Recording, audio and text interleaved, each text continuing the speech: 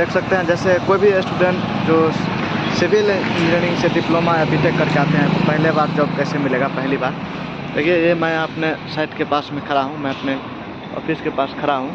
तो देखिए, जैसे ये पुणे का शहर है तो पुणे में कैसे जॉब मिलेगा के लिए सबसे पहले जैसे आप आते हैं फ्रेशर के तौर पे, तो आपको बिल्डिंग वगैरह बन रहे हैं तो सबसे पहले आपको क्या करना है, जिधर भी बिल्डिंग बन रहा है इसका कंपनी होता है। तो यहाँ पे देखिए एक सेल्स ऑफिस है ये बिल्डिंग की, इसके पीछे जितने प्रोजेक्ट चल रहे होंगे, इस कंपनी के जितने प्रोजेक्ट चल रहे हैं, इस कंपनी का नाम है रोज कैस्टल।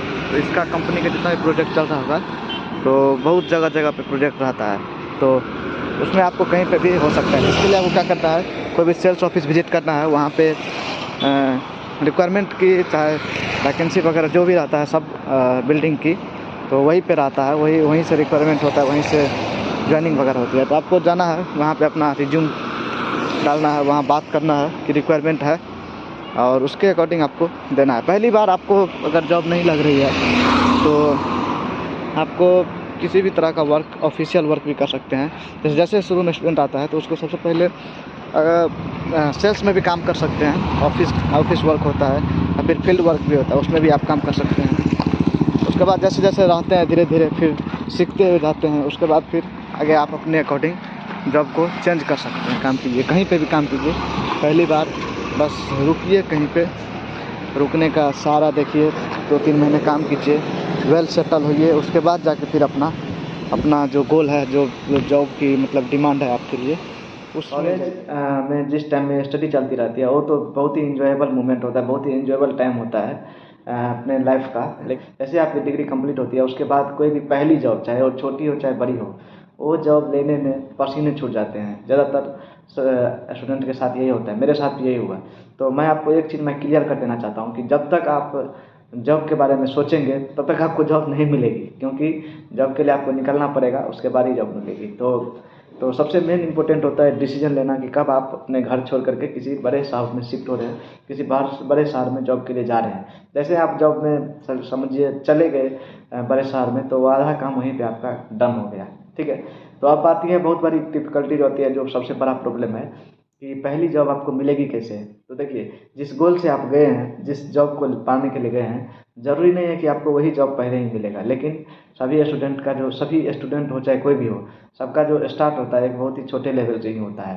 तो आपको सबसे पहले कोई भी जॉब जो आपके लायक जो आप कर सकते हैं वो आप कीजिए। तो मैं एक बात आपको बताना चाहता हूँ कि कहीं भी आप अगर काम करते हैं, कुछ भी करते हैं, तो आपका वो व्यर्थ कभी नहीं जाएगा, और जो आपकी एक्सपीरियंस है, जो आपने वहाँ से सीखा, वो कभी भी व्यर्थ नहीं जाता है, ठीक है। अब मैं आपको यही सजेस्ट करूँगा कि आप अगर बड़े शहर में जाते हैं आपकी अपनी जॉब के लिए, अगर आपकी ब्रांच सिविल भी है, तो भी आपको डायरेक्ट बिल्डिंग में या फिर कहीं पे सिविल इंजीनियरिंग में जॉब नहीं मिल रही है, तो आपको सबसे बेस्ट, मैं तो सभी ब्रांच वाले को बोलूँगा, कम से कम एक ना एक बार अगर आपको मौका मिलता है तो आप बीपीओ में या कॉल सेंटर में बात करें, कॉल मतलब काम करें, ताकि आपको जो कम्युनिकेशन स्किल है वो बहुत ही डेवलप हो सकती है। और किसी भी फील्ड में हो, communication skill is the best skill and you can improve your personality also, so you have to do means like very official job। so आपको ऑफिशियल जॉब में काम करना चाहिए ताकि आपकी जो पर्सनल डेवलपमेंट हो, थोड़ी कम्युनिकेशन आपकी सही हो, ये सब बहुत ही ज़रूरी चीज़ है।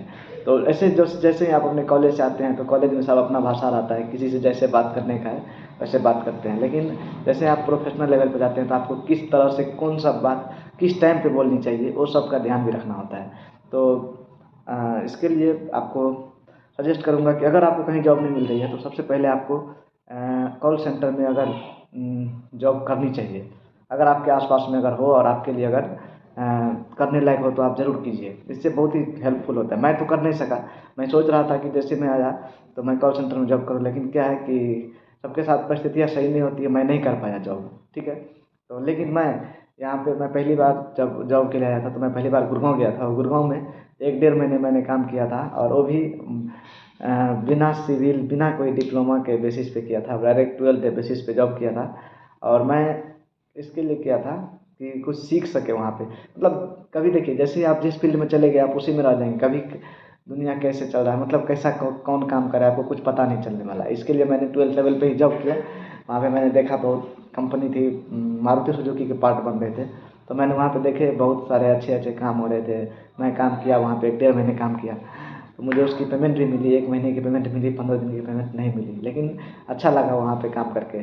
दिल्ली गुड़गाँव में जहाँ पे बिल्डिंग में इंटरव्यू देता था, तो वहाँ से मेरी एक जॉब लगी थी रोड में, और वो भी लगी थी कहाँ पे, राजस्थान में, ठीक है। लेकिन मैं वहाँ गया नहीं, फिर मैं बिल्डिंग में पुणे में आ गया, बिल्डिंग कंस्ट्रक्शन में, ठीक है।